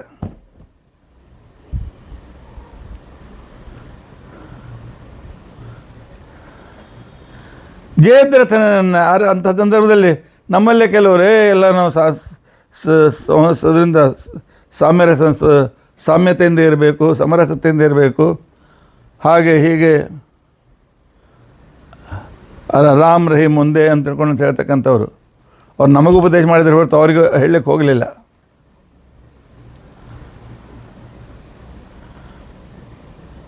ಯಾಕೆ ಅವ್ರು ಕೇಳೋದಿಲ್ಲ, ದೈತ್ರು ಕೇಳ್ತಾರೆ ಎಂದಾದರೂ ಕೇಳೋದಿಲ್ಲ. ಅದೇ ರೀತಿಯಾಗಿ ಜಯದ್ರಥ ಕೇಳಿದ್ನೆ, ಇವಳು ಯಾವ ಮನೆಯ ಅಳಿಯ ನಾನು, ಆ ಮನೆಯ ಸೊಸೆಯವಳು ಅನ್ನೋದನ್ನು ಕೂಡ ವಿಚಾರ ಮಾಡದೇ ಇದ್ದಾಗ ಭೀಮಸೇನ ಅವನಿಗೆ ಕೊಲ್ಲೋದು ಬೇಡ ಅಂತ ಧರ್ಮರಾಜ ಹೇಳಿದಾಗ, ಆಗ ಭೀಮಸೇನ ಏನು ಮಾಡ್ತಾನೆ, ಅದರದ್ದು ಅವನ ತಲೆ ಕತ್ತರಿಸಿ, ಆಗಿನ ಕಾಲಕ್ಕೆ ಅರ್ಧ ಕೂದಲು ಕತ್ತರಿಸೋದು ಅಂತ ತಿಳ್ಕೊಂಡು ಅಂತಂದರೆ ದೇಶದ್ರೋಹಿಗಳು ಅಂತ ಅರ್ಥ. ಹಿಂದಕ್ಕೆ ಶಕ, ಹೂಣ ಇತ್ಯಾದಿಗಳನ್ನೆಲ್ಲ ಸೋಲಿಸಿ ಕೆಲವರಿಗೆ ಅರ್ಧ ತಲೆ ಕತ್ತರಿಸಿದ, ಕೆಲವು ಅರ್ಧ ಕೂದಲು ಕತ್ತರಿಸಿದ. ಹಿಂದಿನ ಕಾಲಕ್ಕೆ ಅರ್ಧ ಕೂದಲು ಕತ್ತರಿಸೋದು ಅಂತ ತಿಳ್ಕೊಂಡಂತಂದರೆ ಇದು ದೇಶದ್ರೋಹದ ಸಂಕೇತ. ಈ ಅರ್ಧ ಕೂದಲು ಕತ್ತರಿಸುವ ಫ್ಯಾಷನ್ ನಮಗೆ ಕಲಿಸಿದವರು ಬ್ರಿಟಿಷರು. ಕ್ರಾಪ್, ಶಿಖಾ ಕಟ್ ಮಾಡೋದು, ತತ್ವಜ್ಞಾನಕ್ಕೆ ರಕ್ಷಕೆ ಆಗಿರ್ತಕ್ಕಂಥ ಬ್ರಹ್ಮದೇವರು ಇರ್ತಕ್ಕಂಥ ಸ್ಥಾನ ಕಟ್ ಮಾಡಿ ಹಾಕೋದು. ಹಿಂದಿನ ಕಾಲಕ್ಕೆ ಇದು ದೇಶದ್ರೋಹಿಗಳಿಗೆ ಕೂಡ ಶಿಕ್ಷೆಯಾಗಿತ್ತು. ಇವತ್ತು ನಾವು ಶಿಖಾ ಬಿಡದೆ ದೇಶದ್ರೋಹಿಗಳು, ಧರ್ಮದ್ರೋಹಿಗಳು ಎಲ್ಲವೂ ಆಗಿದ್ದೇವೆ. ಕೆಲವರಿಗೆ ತಮ್ಮ ಕೂದಲ ಮೇಲೆ ಎಷ್ಟು ಪ್ರೀತಿ ಅಂತ ತಿಳ್ಕೊಂಡಂತಂದರೆ ಪಾಠಕ್ಕೆ ಬರ್ತಾರೆ, ಸುಧಾ ಪಾಠಕ್ಕೆ ಬರ್ತಾರೆ, ಗ್ರಂಥ ಓದ್ತಾರೆ, ಒಳ್ಳೆ ಆಚರಣೆ ಮಾಡ್ತಾರೆ, ಬೆಳಗಿನಿಂದ ಸಾಯಂಕಾಲ ಸಂಧ್ಯಾ ವಂದನ, ದೇವ್ರ ಪೂಜೆ ಎಲ್ಲ ಮಾಡ್ತಾರೆ. ಆದರೆ ಶಿಖಾನೇ ಇಲ್ಲ. ಹೆಚ್ಚಿನ ಪುಣ್ಯ ಹೊರಟೋಗ್ತದೆ. ನನ್ನ ಮಾತು ಕಠೋರ ಇರ್ಬೋದು, ಇದ್ದ ಮಾತು ಇರಲಿ. ದ್ರೌಪದಿಯನ್ನು ಸಂರಕ್ಷಣೆ ಮಾಡ್ತಾನೆ ಭೀಮಸೇನ. ತತ್ವಜ್ಞಾನ ದೃಷ್ಟಿಯಿಂದ ಯಾರಪ್ಪ ಇವರು? ಇವರು ಜಯದ್ರಥರು. ಒಳ್ಳೆ ಪಾಂಡಿತ್ಯ ಉಳ್ಳವರು, ಪಾಂಡಿತ್ಯದಲ್ಲಿ ವಾದಿಗಳನ್ನು ಗೆಲ್ತಕ್ಕಂಥವರು, ಜಯವನ್ನೇ ರಥವನ್ನಾಗಿ ಮಾಡಿಕೊಂಡು ಎಲ್ಲ ಕಡೆಗೆ ತಿರುಗಾಡ್ತಕ್ಕಂಥವರು.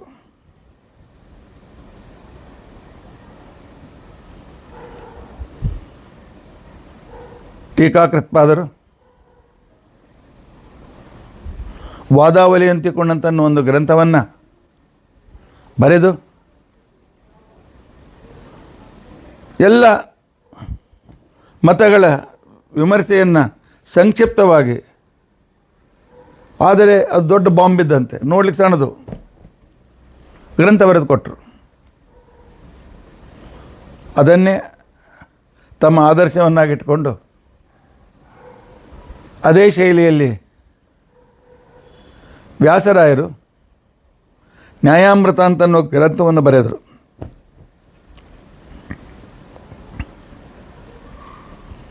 ತತ್ವಜ್ಞಾನಕ್ಕೆ ಒಳ್ಳೆ ಕೋಟೆಗೋಡೆ. ಆದರೆ ಇದು ಪರಕೇರಿಗೆ ಸಹನೆ ಆಗಲಿಲ್ಲ. ವ್ಯಾಸರಾಯರ ನಂತರದ ಕಾಲದಲ್ಲಿ ಒಬ್ಬ ವಿದ್ವಾಂಸ, ಅವನ ಹೆಸರು ಮಧುಸೂದನ ಸರಸ್ವತಿ ಅಂತ ತಿಳ್ಕೊಂಡಂಥೇಳಿ, ಇನ್ನೊಬ್ಬನು ವ್ಯಾಸರ ಕಾಲದಲ್ಲಿ ಇರತಕ್ಕಂಥವನು ಪಕ್ಷಧರ ಮಿಶ್ರ.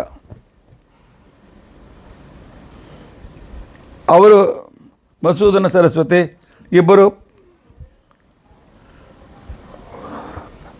ಒಂದೇ ಗುರುಗಳ ಹತ್ರ ಓದಿರ್ತಕ್ಕಂಥವರು, ಸತೀರ್ಥರು. ಅವರೇನು ಮಾಡಿದರು? ನ್ಯಾಯಾಮೃತ ಅಂತಿಕೊಂಡಂತನ್ನೋದ ಮೇಲೆ ಖಂಡನಾಭಾಸ, ಯಾಕೆ ಮಹಾವಿದ್ವಾಂಸರು, ಜಯದ್ರಥರು, ಪಕ್ಷಧರ ಮಿಶ್ರನ ಜೊತೆಗೆ ಯಾರು ಎದುರಿಗೆ ಯಾವುದೂ ವಾದಿಗಳು ನಿಲ್ತಿರಲಿಲ್ಲ. ಅವನ ಹೆಸರು ಪಕ್ಷಧರ ಅಂತ ತಿಳ್ಕೊಂಡಂತಿತ್ತು. ಪಕ್ಷಧರ ಅಂತ ಹೆಸರು ಬಂದದ್ದು ಯಾಕೆ? ಇಟ್ಟದ ಹೆಸರು ಏನಂತೂ ಗೊತ್ತಿಲ್ಲ ನಮಗೆ. ಒಂದು ವಿಷಯ ಕೊಟ್ಟರೆ ನ್ಯಾಯಶಾಸ್ತ್ರದ ಕೋಟಿಕ್ರಮದಿಂದ 15 ದಿವಸ ಅವನು ಕೋಟಿಕ್ರಮ ಮಾಡ್ತಾ ಇದ್ದಂತೆ. ಅದರ ಮೇಲೆ ಹೊಸ ಹೊಸ ಹೊಸ ರೀತಿಯಿಂದ ಅದನ್ನು ಬೆಳೆಸ್ತಾ ಹೋಗ್ತಾ ಇದ್ದಂತೆ.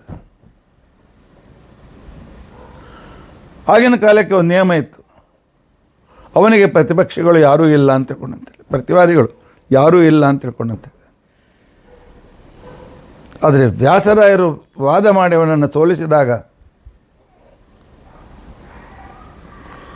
ಆಗ ಅವನು ಶ್ರೀಪಾದರಾಜರಿಗೆ ಹೇಳಿದಂತೆ ಗುರುಗಳಿಗೆ, ಅವರು ವ್ಯಾಸರಾಯರ ಗುರುಗಳಿಗೆ,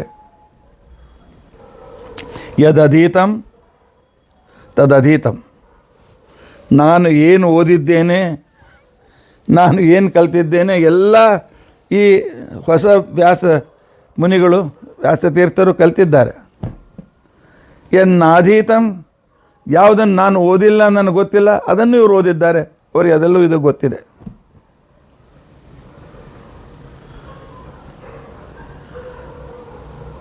ಯಾವ ವಿಪಕ್ಷ, ಪಕ್ಷಧರ ವಿಪಕ್ಷ, ವಿಪಕ್ಷ ಪಕ್ಷಧರ, ಯಾವನ ಎದುರಿನಲ್ಲಿ ಯಾರೂ ನಿಲ್ಲಕ್ಕೆ ತಯಾರಾಗ್ತಾ ಇರಲಿಲ್ಲ, ವಾದಕ್ಕೆ ತಯಾರಾಗ್ತಾ ಇರಲಿಲ್ಲೋ ಅಂತಹ ಪಕ್ಷಧರ ನವೀನ ವ್ಯಾಸೇನ ಪರಾಜಿತ, ಹೊಸ ವ್ಯಾಸರಿಂದ ಪರಾಜಿತನಾದ ಅಂತ ಒಪ್ಕೊಂಡು ಬಿಟ್ಟ. ಇವರೆಲ್ಲ ಜಯದ್ರಥರು, ಮಹಾವಿದ್ವಾಂಸರು. ಆದರೆ ತಪ್ಪು ದಾರಿಯಲ್ಲಿ ಇವರ ವಾದ ನಡೀತದೆ. ಇವರು ಶಾಸ್ತ್ರವನ್ನು ಒಪ್ತಕ್ಕಂಥವ್ರು, ನೈಯಾಯಿಕರು ವೇದ ಒಪ್ತಾರೆ, ಆದರೆ ಅದರ ಬಗ್ಗೆ ಆಗ್ರಹ ಇಲ್ಲ. ವೇದ ಸಿದ್ಧಾಂತವನ್ನೇ ಖಂಡನೆ ಮಾಡ್ತಾರೆ. ಮಧುಸೂದನ ಸರಸ್ವತಿಯು ಕೂಡ ಅದೇ ರೀತಿಯಾಗಿ ನ್ಯಾಯಾಮೃತವನ್ನು ಖಂಡನೆ ಮಾಡುವ ಒಂದು ಅಸಫಲ ಪ್ರಯತ್ನವನ್ನು ಮಾಡಿದ. ಆಗ ವಿಜೇಂದ್ರ ತೀರ್ಥರು, ತರಂಗಿಣಿ ರಾಮಾಚಾರ್ಯರು, ಮುಂದೆ ರಘುತ್ತಮರ ಶಿಷ್ಯ ಪ್ರಶಿಷ್ಯರು ಆ ಗ್ರಂಥವನ್ನು ಖಂಡ ತುಂಡವನ್ನಾಗಿ ಮಾಡಿ ನಿಮ್ಮ ಜಯ ಬೇರೆ ಕಡೆಗೆ ನಮ್ಮೆದುರಿಗೆ ಶ್ರೀಮದಾಚಾರ್ಯ ಗ್ರಂಥದ ಎದುರಿಗೆ ಅಲ್ಲ ಅನ್ನೋದನ್ನು ತೋರಿಸಿಕೊಟ್ರು. ಇಂಥ ಜಯದ್ರಥರು ಅಂದರೆ ಪಾಂಡಿತ್ಯದ ಮದದಿಂದ ಕೂಡಿರ್ತಕ್ಕಂಥ ವ್ಯಕ್ತಿಗಳು, ವಿಜಯ ಯಾವಾಗಲೂ ವಿಜಯದ ರಥಲ್ಲದೆ ನಾವು ಕುಳಿತಿದ್ದೇವೆ ಅಂತ ತಿಳಿದುಕೊಂಡಿರ್ತಕ್ಕಂಥವರು, ಅವರು ಯಾವಾಗಲೂ ಈ ತತ್ವಜ್ಞಾನಕ್ಕೆ, ಸರ್ವವಿದ್ಯೆಗೆ ಬಾಧಕರು, ಇದನ್ನು ಅಪಹರಣ ಮಾಡಲಿಕ್ಕೆ ಪ್ರಯತ್ನ ಮಾಡ್ತಾರೆ. ನೋಡಿ, ತತ್ವಜ್ಞಾನದ ಅಪಹರಣದ ಮೇಲೆ ಎಷ್ಟು ಜನರ ಕಣ್ಣು. ಸ್ವಯಂವರದಲ್ಲಿ ಕರ್ಣ ದುರ್ಯೋಧನಾದಿಗಳು ವಿರುದ್ಧ ಬಂದರು. ಆನಂತರ ದ್ಯೂತದಲ್ಲಿ ಈ ತತ್ವಜ್ಞಾನವನ್ನು ವನವಾಸಕ್ಕೆ ಕಳಿಸಬೇಕೆಂದು ಪ್ರಯತ್ನ ಮಾಡಿದರು ಜಟಾಸುರರು. ಅದೇ ರೀತಿಯಾಗಿ ಜಯದ್ರಥ. ದ್ರೌಪದಿಯ ಚರಿತ್ರೆ ಅನೇಕ ವಿಘ್ನಗಳಿಂದ ಕೂಡಿದೆ. ಹೌದು, ತತ್ವಜ್ಞಾನದ ಮೇಲೆ ಯಾವಾಗಲೂ ದುಷ್ಟರ ಆಕ್ರಮಣ ನಡೀತಾನೇ ಇರ್ತದೆ. ಈ ಅರ್ಥದಲ್ಲಿ ನಾವು ಅರ್ಥ ಮಾಡಿಕೊಳ್ಬೇಕು.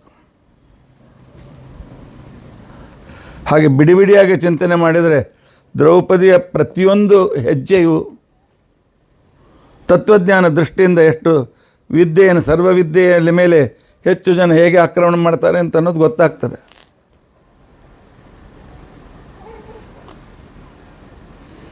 ಆದರೆ ತತ್ವಜ್ಞಾನಕ್ಕೆ ಏನು ಬೇಕು? ತತ್ವಜ್ಞಾನಕ್ಕೆ ಬೇಕು ಭಗವಂತನ ಅದ್ಭುತ ಕೀರ್ತಿ ಅಂತಕ್ಕಂಥ ಸುಗಂಧ.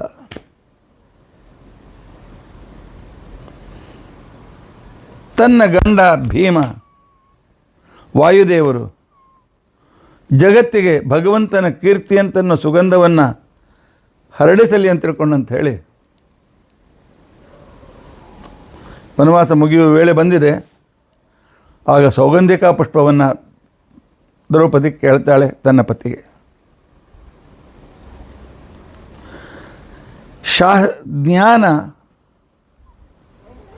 ಜ್ಞಾನ ಭಕ್ತಿ ವೈರಾಗ್ಯದಿಂದ ಕೂಡಿದ ವಾಯುದೇವರಿಗೆ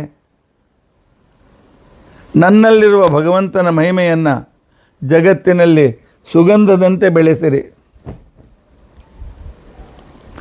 ಸುಗಂಧ ಎಷ್ಟು ಎಲ್ಲ ಕಡೆಗೆ ಹರಡ್ತದೆ ಅಷ್ಟು ಬೇರೆ ಎಲ್ಲಿಯೂ ಹರಡೋದಿಲ್ಲ. ಉಳಿದ ವಸ್ತುಗಳು ಅಷ್ಟು ಬೇಗನೆ ಎಲ್ಲ ಕಡೆಗೆ ಹರಡೋದಿಲ್ಲ. ಯಾಕೆ? ವಾಯುದೇವರು ವಾಯು ವೇಗದಿಂದ ವಾಯು ಜೊತೆಗೆ ಎಲ್ಲ ಕಡೆ ಹರಡ್ತದೆ. ಮೊದಲೇ ಅವಳು ಯೋಜನಗಂಧ. ದ್ರೌಪದಿ ಇದ್ದಲ್ಲಿ 12 ಸ್ಕ್ವೇರ್ ಮೈಲ್ ನೀಲೋತ್ಪಲದ ಸುಗಂಧ ಬೆಳೀತಿತ್ತಂತೆ, ಎಲ್ಲ ಕಡೆ ಹರಡ್ತಿತ್ತಂತೆ. ತತ್ವಜ್ಞಾನದ ಕೀರ್ತಿ ಎಲ್ಲ ಕಡೆ ಹರಡುತ್ತದೆ, ಸ್ವಾಭಾವಿಕ ಇದೆ.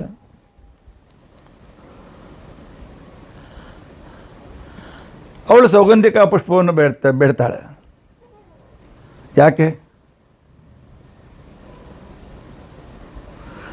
ಭೀಮ ಬೇರೆಯಲ್ಲ, ಹನುಮಂತ ಬೇರೆಯಲ್ಲ. ಜಗತ್ತಿಗೆ ಗೊತ್ತಾಗಬೇಕು. ಅದರ ಜೊತೆಯಲ್ಲಿ ಈ ನೆವದಿಂದ, ಪರಮಾತ್ಮನ ಮಹಿಮೆಯನ್ನು ಬೆಳೆಸುವ ನೆವದಿಂದ ಭೀಮಸೇನ ದೇವರು ತತ್ವಜ್ಞಾನದ ವಿರೋಧಿಗಳಾದ, ಜಗತ್ತಿಗೆ ಅಜ್ಞಾನವನ್ನು ಬೀರುವ ಸೌಗಂಧಿಕಾ ಪುಷ್ಪದ ದಾರಿಯಲ್ಲಿ, ಕುಬೇರನ ನಗರದ ದಾರಿಯಲ್ಲಿ ವಾಸ ಮಾಡಿದ ಅನೇಕ ಭೀಕರರಾದ ಅಸುರಗಳನ್ನು ಸಂಹಾರ ಮಾಡಲಿ ಅನ್ನೋದೊಂದು ಉದ್ದೇಶ. ಸೌಗಂಧಿಕಾ ಪುಷ್ಪದ ಹಿಂದೆ ದ್ರೌಪದಿಯ ಉದ್ದೇಶ ಹೂ ಬೇಕು ಅಂತಿಕೊಂಡಂಥೇಳಿ ಎಂದಿಗೂ ಬಯಸದೇ ಇರತಕ್ಕಂಥವಳು ಅವಳು. ಆಭರಣವೂ ಬೇಡಲಿಲ್ಲ, ಹೂವನ್ನು ಬೇಡಲಿಲ್ಲ.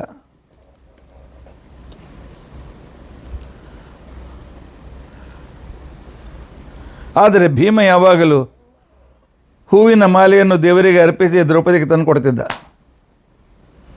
ಅವತ್ತು ದ್ರೌಪದಿ ಇದ್ದಲ್ಲಿ ಆಕಾಶದಿಂದ ಸೌಗಂಧಿಕ ಪುಷ್ಪ ಹಾರಿ ಇವರ ಆಶ್ರಮದೊಳಗೆ ಬಿತ್ತು. ಇದನ್ನೇ ತಂದು ಕೊಡು ಅಂತೇಳಿ ದ್ರೌಪದಿ ಹೇಳಿದ್ಲು. ಮಹಾಭಾರತದಲ್ಲಿ ಸೌಗಂಧಿಕಾರಣ ಅಂತನ್ನೋ ಒಂದು ಪರ್ವವೇ ಇದೆ. ಸುಗಂಧವನ್ನು ತೆಗೆದುಕೊಂಡು ಬಾ, ಸೌಗಂಧಿಕ ಪುಷ್ಪವನ್ನು ತೆಗೆದುಕೊಂಡು ಬಾ ಅನ್ನೋದು ಒಂದೇ, ಪರಮಾತ್ಮನ ಮಹಿಮೆಯ ಸುಗಂಧವನ್ನು ಜಗತ್ತಿನಲ್ಲಿ ಹರಡುವಂತೆ ಕೊಡಂತ ಅನ್ನೋದು ಒಂದೇ. ಆದರೆ ಭಗವದ್ವೇಷಗಳ ಸಂಖ್ಯೆಯೂ ಕೂಡ ಯಾವಾಗಲೂ ಹೆಚ್ಚಾಗಿರ್ತದೆ. ಆದ್ದರಿಂದಾಗಿ ಈ ಭಗವದ್ವೇಷಗಳು ಸಂಸಾರದಿಂದ ನಷ್ಟರಾಗಬೇಕು. ಜ್ಞಾನ ಇದನ್ನೇ ಬಯಸ್ತದೆ, ಅಜ್ಞಾನದ ವಿನಾಶವನ್ನೇ ಬಯಸ್ತದೆ. ದ್ರೌಪದಿ ಸೌಗಂಧಿಕಾ ಪುಷ್ಪದ ನೆವದಿಂದ ಭೀಮಸೇನ ಎಲ್ಲ ಅಸುರನ್ನು ಸಂಹಾರ ಮಾಡಲಿ ಅಂತ ಒಂದು, ವಾಯುದೇವರ ಪರಮಾತ್ಮನ ಬಗ್ಗೆ ಅಜ್ಞಾನ ಬೇಡ, ವಾಯುದೇವರ ಬಗ್ಗೆ ಭೀಮ ಹನುಮಂತ ಒಬ್ಬರೇ, ಇಬ್ಬರು ಬೇರೆ ಅಲ್ಲ ಅಂತ ಅನ್ನೋದು ಜಗತ್ತಿಗೆ ಗೊತ್ತಾಗಲಿ ಅಂತ ಅನ್ನೋ ಒಂದು ಉದ್ದೇಶ. ಈ ಉದ್ದೇಶದಿಂದ ಸೌಗಂಧಿಕ ಕಾರಣವನ್ನು ಮಾಡಿಸಿರ್ತಕ್ಕಂಥವಳು ದ್ರೌಪದಿ. ಇನ್ನು ಮತ್ತು ದ್ರೌಪದಿಯ ಮೇಲೆ ಮತ್ತೇನು ಸಂಕಟ ಬರ್ತದೆ, ಆ ವಿಚಾರವನ್ನು ನಾವು ನಾಳಿನ ದಿವಸ ಪ್ರಯತ್ನದ ತಿಳಿದುಕೊಳ್ಳಿಕ್ಕೆ ಪ್ರಯತ್ನಿಸೋಣ. ತತ್ವಜ್ಞಾನದ ಮೇಲೆ ವೇಷದ ಜಟಾಸರ ಅಂತಕ್ಕಂಥ ವೇಷಧಾರಿಗಳು ಆಕ್ರಮಣ ಮಾಡ್ತಾರೆ. ಪಾಂಡಿತ್ಯದ ಮದ ಇರತಕ್ಕಂಥವರು ಜಯದ್ರಥರು ಆಕ್ರಮಣ ಮಾಡ್ತಾರೆ. ಅಜ್ಞಾನ ವಿಪರೀತ ಜ್ಞಾನಿಗಳು ಕೂಡ ತತ್ವಜ್ಞಾನವನ್ನು ನಮಗಿಂತ ಕಡಿಮೆ ಅಂತ ತೋರಿಸ್ಬೇಕು ಅಂತ ಹೊರಡ್ತಾರೆ. ಹೀಗಾಗಿ ಘೋಷಯಾತ್ರಾ ಪರ್ವ, ಆನಂತರ ಜಟಾಸುರ ಹನನ ಸಂದರ್ಭ, ಜಯದ್ರಥನ ಪರಾಜಯದ ಸಂದರ್ಭ, ಸೌಗಂಧಿಕಾ ಪುಷ್ಪದ ಸಂದರ್ಭ, 4 ಸಂದರ್ಭಗಳು ದ್ರೌಪದಿಯ ಜೀವನದಲ್ಲಿ ಬಂದ ಸಂಕಟವನ್ನು ದೂರ ಮಾಡ್ತಕ್ಕಂತಹ, ತತ್ವಜ್ಞಾನದ ಮೇಲೆ ಆಕ್ರಮಣವನ್ನು ದೂರ ಮಾಡ್ತಕ್ಕಂತಹ ಕಥೆಗಳು. ಇದನ್ನು ತತ್ವಜ್ಞಾನ ದೃಷ್ಟಿಯಿಂದ ನಾವು ನೋಡಬೇಕು. ಅದಕ್ಕೋಸ್ಕರವೇ ಸಕಲ ಶಾಸ್ತ್ರಗಳಿಗೆ, ತತ್ವಜ್ಞಾನಕ್ಕೆ ವೇದ, ಮಹಾಭಾರತ, ಬ್ರಹ್ಮಸೂತ್ರ, ಮಹಾಭಾರತ, ಮೂಲ ರಾಮಾಯಣ, ಪಂಚರಾತ್ರ ಇವು ಕವಚಗಳು. ಈಗಳಿಂದ ತತ್ವಜ್ಞಾನ ಸುರಕ್ಷಿತವಾಗಿರ್ತದೆ ಅನ್ನೋ ವಿಚಾರ, ಆಧ್ಯಾತ್ಮಿಕ ಅರ್ಥವನ್ನು ನಾವು ತಿಳಿದುಕೊಳ್ಳಿಕ್ಕೆ ಪ್ರಯತ್ನಿಸೋಣ. ಉಳಿದ ವಿಚಾರ ಮತ್ತು ನಾಳೆ ನೋಡೋಣ. ಇತಿ ಅದ್ಯ ಕಥಾ ಪ್ರಸಕ್ತಿ. ಹರೇ ರಾಮ ಹರೇ ರಾಮ ರಾಮ ರಾಮ ಹರೇ ಹರೇ, ಹರೇ ಕೃಷ್ಣ ಕೃಷ್ಣ ಕೃಷ್ಣ ಹರೇ. ಉಗ್ರಂ ವೀರಂ ಮಹಾವಿಷ್ಣುಂ ಜ್ವಲಂತಂ ಸರ್ವತೋಮುಖಂ ನೃಸಿಂಹಂ ಭೀಷಣಂ ಭದ್ರಂ ಮೃತ್ಯುಂ ನಮಾಮ್ಯಹಂ. ಅಚ್ಯುತಾನಂತ ಗೋವಿಂದ ಸ್ಮೃತಿ ಮಾತ್ರಾರ್ತಿನಾಶನ ರೋಗಾನ್ಮೇ ನಾಶಯ ಶೇಷಾನಾಶು ಧನ್ವಂತರೇ ಹರೇ. ಅಕ್ಷಯಂ ಕರ್ಮ ಯಸ್ಮಿನ್ ಪರೇ ಸ್ವರ್ಪಿತಂ ಪ್ರಕ್ಷಯಂ ಯಾಂತಿ ದುಃಖಾನಿ ಅನ್ನಾಮತಃ. ಅಕ್ಷರೋ ಯೋಜರ ಸರ್ವದೇವಾಮೃತಃ ಕುಕ್ಷಿಗಂ ಯಸ್ಯ ವಿಶ್ವಂ ಸದಾ ಜಾಧಿಕಂ ಪ್ರೀಣಯಾಮೋ ವಾಸುದೇವಂ ದೇವತಾಮಂಡಲ ಖಂಡಮಂಡನ. ಶ್ರೀಕೃಷ್ಣಾರ್ಪಣಮಸ್ತು. ಶ್ರೀಕೃಷ್ಣಾರ್ಪಣ.